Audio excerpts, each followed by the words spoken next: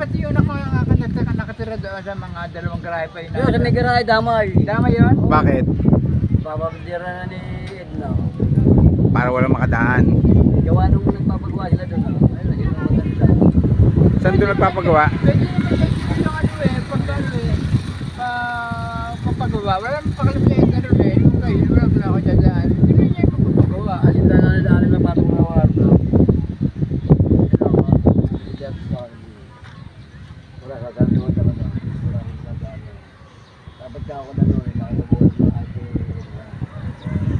Hindi na lang pagkain ko. Babayad na lang ako ng right. No. Para huwag nang makura.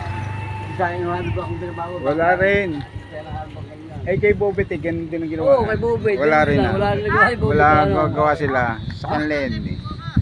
Di ba wala rin nagawa si Bobet? Ano dyan? Ayun, hinandon. Yung na yan. Kasi nagkaroon na asuntuhan rin yan. Natalo sila. Wala magawa si Bobet Si ah. Kapitan, kaya ano, nagbayad na yata yun. Mag-aaral na yun.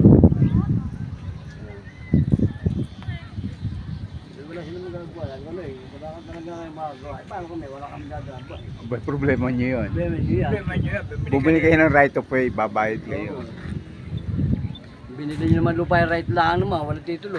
Wala naman tuloy pa yan eh. Buo palawatin yan eh. Sige dadaan, may problema ko sa... Oh, nga ibabalik dito! Sabi no, hindi pa kasi Tingnan ko.